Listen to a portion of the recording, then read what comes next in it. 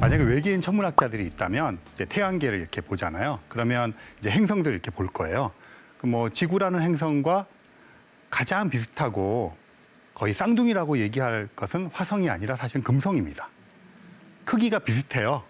지구랑 그러고 뭐 거리도 이렇게 가까이 있고요. 그래서 당연히 지구와 금성을 택할 겁니다. 근데 문제는 이산화탄소. 그래서 이거 머금고 있는 거죠, 열을. 그래서 표면에서의 온도가 450도. 그래서 태양계 내에서 가장 뜨거운 것 중에 하나겠죠. 그 온실 효과라고 얘기하는, 뭐 요즘에 이제 지구 온난화 얘기하고 그러는데 어떤 임계점이 넘어버리면 그렇게 될 거다 하고 이렇게 걱정을 하는 그 본보기가 사실은 금성 표면입니다.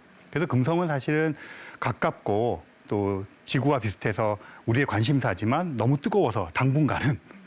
그래서 그 다음에 이제 관심이 가는 게 화성입니다. 지금 보시는 게 화성인데요. 반 정도 크기가 반만 합니다.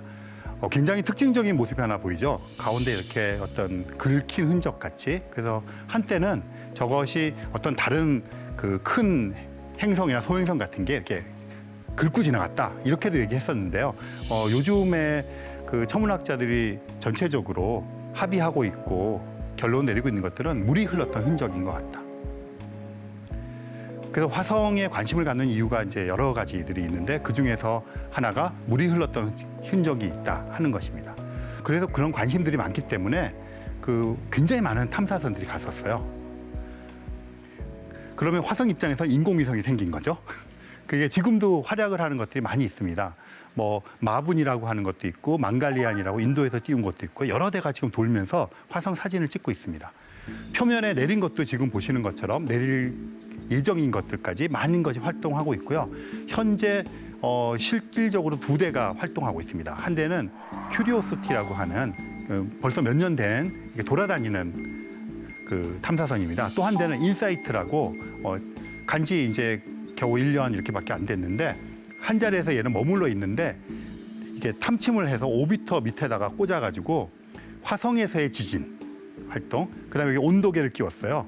풍향계, 온도계, 그다음 방사능 측정이라서 사람이 갔을 때 우리에게 필요한 정보들을 수집하는 그런 역할들을 하고 있습니다. 그리고 지금 보시는 것처럼 여러 대의 탐사선들이 갔고요. 1976년에 바이킹이라고 하는 1호와 2호가 있는데요. 처음으로 화성 표면에 내려서 활동을 했습니다. 그 이후에 여러 대가 활동을 하면서 여러 가지 정보들을 수집해서 보냈겠죠. 그래서 보내서 그 정보들을 가지고 많은 것들을 알아냈어요. 그래서 화성에 대해서 이제 알게 된 걸 가지고 화성은 지금 굉장히 관심이 가는 게 생명체의 발견 쪽에 초점이 맞춰져 있습니다. 근데 우리 같은 이런 어떤 지적 생명체는 아니고요. 말하자면 박테리아나 미생물 같은 그런 것들인데 모습을 잠깐 보시면 지금 보시는 게 큐리오시티라고 하는 탐사선입니다. 이렇게 막 돌아다니고 있는 애예요. 막 돌아다니는데 빨리 다니는 건 아니고요. 하루에 몇 미터 천천히 갑니다. 여러 가지 이유가 있는데 지구가 태양까지의 거리보다 화성에서 태양까지의 거리가 멀거든요. 그 말은 화성에서 태양을 보면 더 작게 보인다는 소리예요. 그 말은 받는 에너지가 더 작다는 얘기죠. 그러니까 태양광 패널을 갖고 발전할 수 있는 것도 제한되고 여러 가지 이유가 있습니다. 그래서 천천히 다니면서 이제 하고 있는데 큐리오시티라는 친구가 지금도 활동하고 있는 친구예요. 돌아다니면서. 근데 지금 보시는 모습이 셀카입니다. 근데 셀카인데 셀카봉은 어디 있을까요? 이렇게 찍으면 셀카봉 나올 거 아니에요? 어디 있을까요? 얘가 트위터도 해요. 네, 그 큐리오시티가 여기 오늘 화성은 날씨가 어떻습니다. 어쩌고 이렇게 관심 있으신 분 들어가 보시면 좋겠고요. 얘가 로봇 팔 같은 걸 갖고 있어요. 근데 팔 끄트머리에 이제 카메라가 있고요. 그것뿐 아니라 온 곳에 카메라가 다 있습니다. 근데 이렇게 하면 자기를 찍을 수 있잖아요. 찍을 수 있는데 여기 찍을 때 보이는 요 뷰가 좁아요. 그래서 여러 군데 찍은 걸 모자이크한 거예요. 꼬마 아이들한테 저거 보여주고 셀카라 그러면 드론 띄웠어요. 막 이러고 그래요. 근데 어쨌든 큐리오시티가 활동을 많이 하고 있고요. 저 큐리오시티가 찍은 사진입니다. 화성 초반에. 제가 설명을 안 드리고 여러분들은 어딜까요? 그러면 애리조나, 요르단 그러지 않겠습니까? 그러니까 화성은 저렇게 비슷해요. 하나 더 보여드릴게요. 강이 마른 강바닥 같죠? 저 밑에 안 써놓으면 구분하기 힘들지 않겠습니까? 화성은 지구보다 작아요. 대기가 옅습니다. 그러니까 대기가 옅다는 건 밀도가 낮다는 얘기죠. 그래서 그 조성도 달라서 사실 우리가 가면 이런 우주복을 입지 않고는 생존할 수 없어요. 우리는 산소 호흡을 해야 되는데 그게 거의 없거든요. 하지만 대기가 존재해요. 대기가 존재하면 공기가 존재하니까 한쪽과 다른 쪽에 차이가 나니까 바람이 붑니다. 세게는 못 불어요. 이게 지구보다 작기 때문에 질량이 작아서 세게는 못 불어요. 그래서 이렇게 바람도 붑니다. 그다음에 대기가 있으니까 공기 중에 공기 알갱이가 있다는 소리잖아요. 진눈깨비도 내립니다. 남극과 북극도 있어요. 극관이라고 부르는데요. 여름이 되면 작아졌다, 겨울이 되면 커집니다. 물론 우리가 말하는 물이 아니라 약간 드라이 아이스 같은 그런 거예요. 그리고 물이 흘렀던 흔적, 아까 이것도 사실은 물이 흘렀던 흔적이잖아요. 그런 흔적들이 되게 많이 발견이 되고 있어요. 심지어는 물이 계절에 따라 스며 나왔다, 이렇게 하는 변화가 있는 곳들도 관측이 되고 있어요. 최근에는 땅속을 탐지하는 기술을 가지고 관측을 해봤더니 그 화성의 남극 쪽에 그 근처 쪽에 어디 지하에 액체 상태의 물이 있는 것 같은 한 8km 정도의 크기의 호수가 있는 것 같아요. 과학자들이 지금 추측하고 있는 게 있어요. 표면에는 그렇게 물이 스며들거나 이런 거 흘렀던 흔적은 있지만 땅을 파고 들어가면 몇 미터를 젖어 있는 액체 상태의 물이 있어서 흙이 젖으면 진흙같이 되어 있는 그런 상태가 존재할 거라고 생각을 하고 있습니다. 지금까지 이제 관측 결과를 바탕으로 개연성 있게 추론을 하면, 근데 또 한편으로는 메탄가스가 엄청나게 발견이 많이 되었어요. 관측이. 근데 메탄가스라는 것이 나오기 위해서 뭐 화산 활동이라든가 뭐 여러 가지가 있는데 지구상에서 그런 얘기 들어보셨죠? 지구 온난화의 주범이 이산화탄소도 있지만 메탄이다. 그 가축들이 방귀를 뀌거나 트림을 할 때 뭐 그러면서 애꿎은 소를 뭐 그렇게 범인 지목하잖아요. 근데 이제 들어가면 소화를 돕기 위해서 그런 작용을 시키는 미생물들이 존재해서 그거의 결과물로서 메탄가스가 나오거든요. 근데 화성에서 막대한 양의 메탄가스가 주기적으로 나오는 거예요. 근데 화산 활동 같은 거 별로 없거든요. 그렇다면 지하에서 젖어 있는 땅 속에서 메탄가스를 만들어내는 미생물이나 박테리아가 있지 않을까? 그게 지금 과학자들이 의심하고 있는 거예요. 그렇다면 가서 파보자. 그래서 이제 내년이 2020년입니다. 2020년에 탐사선들이 여러 대가 가요. 마르스 2020이라고 하는 미국 탐사선이 가고요. 엑소 마르스라고 하는 유럽 우주국의 탐사선이 가고, 심지어는 다른 나라들도 준비를 하고 있어요. 그 목적이 거의 동일합니다. 굴착기를 가져가요. 땅을 파서 메탄가스를 뿜어내는 미생물이 있는지를 확인하는 거예요. 굉장히 구체적이지 않습니까? 그냥 있냐 없냐 이런 게 아니고요. 그래서 가부간에 화성에는 조만간 지금 이런 식의 추론이 맞을 수도 있고 틀릴 수도 있죠. 맞으면 그동안 과학자들이 해왔던 방향이 옳았다는 거고, 두 번째 태양계 내에서 또는 전 우주에서 생명체가 발견되니까 엄청난 흥미로운 일이 발생하는 거고요. 만약에 발견을 못했어요. 이렇게까지 추론했는데 그럼 뭔가 틀렸다는 거잖아요. 우리가 지금 너무 신나는 거죠. 이제 다시 시작이다. 아는 것도 중요하지만 우리가 하던 것이 틀렸다는 걸 명확하게 아는 것이 과학에서는 되게 중요합니다. 그래야 다른 어떤 걸 만들어 가잖아요. 그래서 실패가 없는 거죠. 어떤 경우든. 그래서 어쨌든 제가 말씀드리고 싶은 것은 이런 무인 탐사선들이 가서 화성에서 생명체 여부를 따지는 것이 지금 끝에 와 있는 거예요. 가부간에.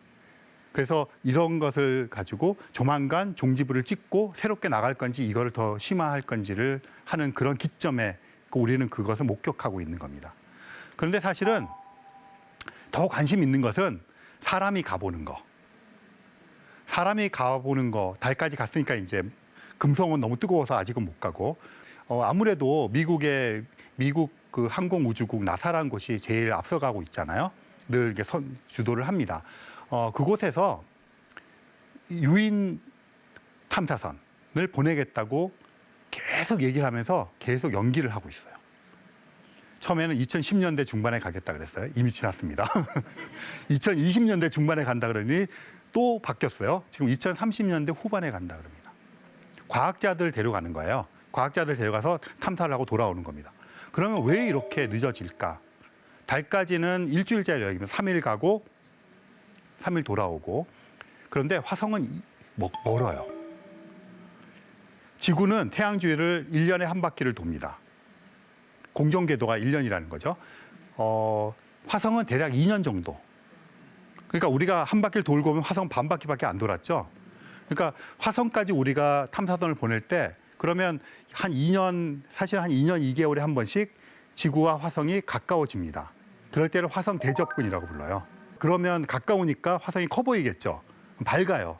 그래서 가끔씩 화성 대접근 그래서 막 관측해 열고 그럽니다.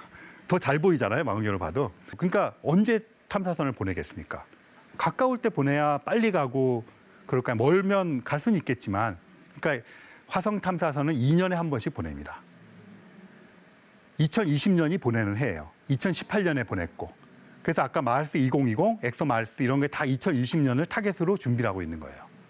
그런데 문제는 제일 가까워졌을 때, 이제 다가왔을 때 미리 쌓아야겠죠. 그래서 이제 최적의 그걸 찾아가는데 문제는 제일 가까운 대접근을 했을 때조차도 지구에서 화성까지 가는데 대략적으로 로켓이 초속 20km, 30km 뭐 이런 정도의 속도의 로켓들입니다. 그 정도가 보통 날아가는 속도예요. 그런 속도로 날아가서 제일 가까웠을 때 최소화 걸리는 시간이 6, 7개월. 달까지는 3일이면 간다 그랬잖아요. 그러니까 달에 갔다 올 때는 사실은 좀 열악한 환경이나 해도 갔다 올 수가 있고 인간의 욕구를 억제시키면서 사명감을 갖고 갔다 올 수도 있어요. 6, 7개월 사명감 갖고 갈 수 있겠습니까? 아폴로 11호 갈 때 우주인들이 기저귀 차고 가는데 밥도 제대로 못 먹고 가는 거예요. 그 좁은 의자에 앉아서. 그렇게 6개월 갈 수 있겠습니까? 7개월? 못 갑니다. 더군다나 돌아와야 되잖아요. 그럼 또 6, 7개월 돌아와야 되는 거예요. 가면 화성이 너무 멀어지기 전에 돌아와야 되잖아요. 한 달 머물 수 있습니다.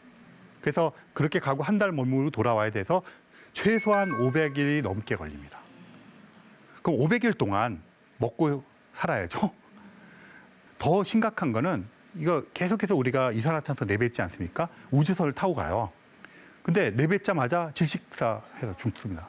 왜냐하면 공기가 안 흐르니까 내뱉으면 주변에 이산화탄소 꽥 죽을 거 아니에요. 그러니까 이제 이거를 막 이렇게 공기 순환을 시키고 계속 산소를 공급하고 순환 이런 장치가 최소한 500일이 넘게 안정적으로 우리가 살아서 돌아올 수 있는 보장이 될 정도로 되어야 되죠. 그게 되지 않으면 못 보내는 거죠. 그것뿐이겠습니까? 가다 연료 떨어지면 안 되죠. 그다음에 아까 말씀드린 대로 먹을 거, 배설하는 거 어떻게 할 건지. 그러니까 굉장히 많은 우리가 그냥 여기서 500일을 어디 가서 집 속에 틀어박혀 살아라. 그렇게 생각해 보면 그리고 그 심리적인 거기 너무 크게 만들 수는 없잖아요. 그러니까 그 로켓 속에 심리적인 또 여러 사람이 같이 가야 되는 데서 생기는 그런 심리적인 요소 이런 것들이 다 안정적으로 해소가 되어야 가는 거잖아요. 그러니까 이게 쉬운 일이 아니죠. 그래서 실제로 국제우주정거장이라는 곳이 있는데요. 지상에서 한 450km, 400km, 500km 거기에서 이제 그 우주에서 먹을 식량 같은 것들 이런 걸 이제 키웁니다. 마션 영화에 보면 감자 그건 아주 요원한 일이고요. 여러 가지 키웁니다. 키워서 성공했어요. 근데 성공했지만 사람이 먹어서 무해하다는 게 증명이 되어야 다 먹는 거잖아요. 증명이 된 유일한 게 아마 제가 듣기 양상추라 그래요. 그거는 그래서 우주인들이 지금 먹고 있습니다. 키워서. 다른 것도 성공했지만 이제 그런 게 증명이 갈 길이 먼저 감자 언제 감자 해서 그래서 어려운 겁니다. 그러니까 달과 화성까지 사람을 보낸다는 거는 단순하게 거리의 문제가 아니라 그 거리와 시간으로부터 촉발되는 지금 말씀드린 여러 가지 문제가 엄청나게 힘들겠죠. 그게 모든 것들이 해결돼야 되고 99.999% 안전하다는 게 확인이 되어도 또 재차 확인하고 왜냐하면 생명이 걸려 있으니까. 그리고 우리는 과학자들은 살아서 가서 살아서 활동하고 살아서 돌아와야 되니까. 그런 게 문제죠. 그러니까 어려운 거예요. 그래서 지금까지 계속 연기를 하고 있는 겁니다. 지금 미국 나사에서의 계획은 2030년대 말 과학자를 보낸다. 이게 그거거든요. 그래서 뭐 이런 걸 합니다. 뭐 마스룸 그래서 저기 먹을 것들 뭐 이런 거부터 시작해서 생존을 위한 실험들을 곳곳에서 계속 지금 십수년 동안 수십 년 동안 해오고 있습니다. 바이오스피어 2라고 하는 게 미국 가깝게 있는 건데 애리조나주에 있는데 저기 가면 저런 큰 시설을 지어놓고 지금 관광지입니다. 가실 수 있어요. 저기 안에다가 이런 식으로 집을 지어놓고 고립된 곳에서 생활을 시키는 겁니다. 자급자족. 그래서 저 안에서 이제 이런 식으로 하고 있고 러시아의 모스크바에다가 마르스 500, 왜 500인지 아시겠죠? 갔다 오는데 500일이 걸리니까. 그래서 모스크바에다 이런 장치를 만들었어요. 저 속에다가 사람들을 이렇게 집어넣어서 인체 변화 같은 걸 모니터링 해야 되잖아요. 저런 실험의 축적을 굉장히 많이 하고 있습니다. 인체 변화 같은 게 되게 중요하잖아요. 저렇게 하고 그다음에 하와이에다가 저렇게 작은 것도 만들어서 이렇게 다 들어가서 몇 개월씩 고립된 생활을 하면서 그런 걸 계속 축적하고 있습니다. 하지만 아직 마음 놓고 보낼 정도의 생명 유지에 대한 그게 안 된 거죠. 그래서 2030년대 후반인데 경험치로 보면 또 연기가 되겠죠. 그때는 민간인들이 가는 게 아니고 특히 과학자들을 보내서 하는 거기 때문에 여러분이나 제가 가기는 아직은 요원합니다. 그런 와중에 좋은 소식이 있습니다. 2012년에 마르스 원이라고 하는 회사가 생겼는데요. 네덜란드 청년 2사람이 회사를 차렸어요. 그런데 놀랍게도 2030년대 후반에 미국 나사에서 과학자들을 화성에 보내 유인 탐사 계획을 하고 있는데 이 친구들이 굉장히 도전적으로 2020년대 후반에 이제 10년 남았죠. 후반에 화성에 미국 나사보다 먼저 사람들을 보내겠다. 그럼 어떻게 보낼 거냐가 문제잖아요. 2가지 조건을 내세웠습니다. 첫 번째 조건은 기존의 기술로 간다. 그걸 좀 바꿔. 왜냐하면 아까 보신 것처럼 굉장히 많은 화성 무인 탐사선들이 갔어요. 그러니까 일단 가는 거는 문제가 없어요. 그러니까 거기다가 좀 개량을 하겠다는 거죠, 물론. 그럼 시간을 단축시킬 수 있다. 뭐 그럴듯하죠.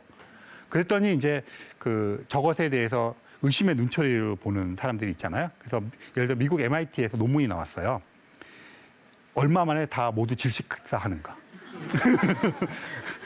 뭐 지금 기술로 가면 뭐 이런 거죠. 그래서 뭐 거기 주장은 뭐 60 며칠 만에 전원 질식사. 그러니까 이제 저기 있는 또 과학자들이 있을 거 아니에요?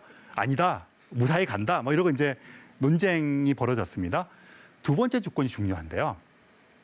기존의 기술로 가는 겁니다. 2번째 조건은 가서 안 오는 겁니다. 원웨이. 돈은 자기네가 다 대줘요. 가시겠습니까? 가서 안 오고 사는 거예요, 그냥. 돈은 다 대줍니다. 그래서 이제 마르스 원에서 저 당시에 이제 전 세계적으로 이제 인터넷을 통해서 돈은 줄 테니까 가서 안 올 사람 신청하세요. 몇십만 명이 신청을 했습니다. 제가 이렇게 조사해서 듣고 있는 한 3만 명이 넘는 사람들이 돈을 내고 참여를 했습니다. 그래서 2012년부터 오디션을 진행을 했어요. 지금 50명을 뽑았습니다. 남자 50명, 여자 50명. 최종적으로 20명을 뽑는. 그래서 2년마다 보낼 수 있다 그랬잖아요. 2020년대 말에 어떻게 하는 거냐면 먼저 로봇을 기자재와 함께 실어서 보냅니다. 2026년 뭐 그럴 쯤에 그러면 가서 얘가 집을 짓는 거예요. 그리고 2년 후에 사람이 가면 집이 지어져 있어요. 그럼 4명씩 보내는 거예요. 여자들, 남자들. 그럼 그 사람들이 4명이서 2년 동안 또 집을 지어요. 그럼 그 다음에 오는 4명을 또 맞이하는 거죠. 그래서 40명의 정착촌을 만들겠다. 이게 목표입니다. 그래서 50명에서 20명 줄이는 오디션을 진행하고 있는 거죠. 언론 기사에 인터뷰한 걸 봤는데 어떤 여자분인데 미국의 소프트웨어 엔지니어 분인데 화성에서 아기를 낳는 첫 번째 인류가 되겠다는 포부를 밝히셨어요. 가시겠어요? 그런데 들으시면서 여러 가지 생각이 드시죠. 굉장히 기발한 아이디어인데 또 한편으로는 가능할까? 뭐 여러 가지 생각이 들죠. 의심의 눈초리를 많이 보고 있을 거예요. 이 와중에 일론 머스크가 등장했습니다. 일론 머스크라는 분 아시죠? 이분은 뭐 전기 자동차도 하고 태양광 이런 거 하고 스페이스 X라고 하는 우주선을 만드는 회사를 가지고 있습니다. 자기의 꿈이 화성으로 가는 거라고. 그러면서 이분도 민간인들을 데리고, 근데 규모가 좀 커요. 3,000명을 데려와요. 가서 안 오는 겁니다. 2018년인가요? 이거 실사입니다. 그래픽 아니고요. 자기가 타던 전기 자동차에다가 인형을 앉혀서 자기가 만든 로켓으로 쏴서 화성에 보냈어요. 저 가면서 셀카로 지구를 찍었어요. 물론 저거는 정교한 로켓이 아니기 때문에 그냥 화성 근처로 이렇게 날아가서 어딘가 지금 태양계 어딘가로 그냥 미아처럼 떠돌아다니고 있을 거예요. 하지만 자기의 의지를 보여준 거예요. 최근에 화성으로 갈 그 로켓을 지금 개발하고 있거든요. 스타쉽이라고 부릅니다. 스타쉽 호퍼 그래서 실험을 하는데 엔진 실험도 하는데 지금 보시는 것. 근데 아까 마르스 1은 약간 스타트업 같은 개념으로 젊은 사람들의 아이디어였지만 이 사람은 우주선을 만드는 회사를 갖고 있는 사람이에요. 그래서 스타쉽이라고 하는 저거 사실은 옛날 만화에 나오는 그걸 그대로 딴 겁니다. 어릴 때 만화 보면서 막 화성에 가는 꿈을 키웠겠죠. 대부분의 과학자들이 그렇습니다. 과학적인 영감 어디서 어릴 때 만화 이게 되게 많거든요. 저렇게 만들겠다고 해서 실험을 하고 있습니다. 3,000명을 데려가서 안 오겠다는 겁니다. 이게 국제우주대회 발표 장면인데 저런 식의 화성 기지를 지어서 가서 안 오겠다는 겁니다. 근데 이 사람은 자기가 우주선도 만들고 있고 이런 사람이니까 뭔가 조금 더 그럴듯해 보이죠. 가시겠어요? 안 가시겠어요? 그런 와중에 사실은 이제 민간의 그런 우주 여행은 3파전입니다. 브랜슨이라는 사람이 있고 베조스가 있는데 베조스는 아마존의 회장. 베조스니 일론 머스크 다 물리학과 출신입니다. 이 베조스 회장이 아마존도 블루 오리진이라고 하는 우주선을 만드는 회사를 갖고 있습니다. 아마존이 책 파는 회사 같지만 사실은 우주선을 만드는 회사예요. 그래서 베조스 회장도 나도 화성 갈래. 그랬어요. 하지만 베조스 회장과 일론 머스크의 차이는 베조스 회장은 화성에 가려면 달에 먼저 가야지. 그래서 달에 먼저 갔다 화성 가자 이러는 겁니다. 그런데 사실은 일론 머스크가 벌써 달에 가는 패키지를 먼저 발표했어요. 2023년에 가는 겁니다. 민간인을 태우고. 계약도 했어요. 일본의 아티스트라고 소개되는데 사실은 돈이 엄청나게 많은 사업가입니다. 그 사람과 친구 2명을 2023년에 데리고 3일 날아가서 내리진 않고 돌다가 3일 동안 돌아오는 계약을 체결했어요.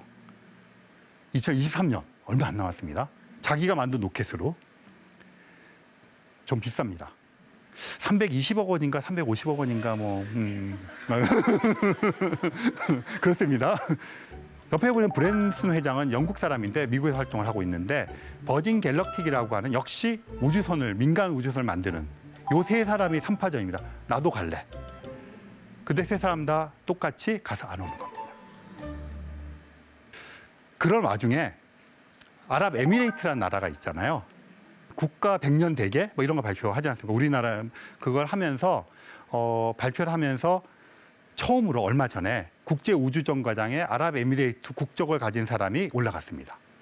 이소연 박사님이 한국 국적을 가지고 올라간 최초의 사람이라면 아랍에미레이트 국적을 가지고 있는 사람이 국제우주정거장에 가면서 처음으로 우주인이 되었어요.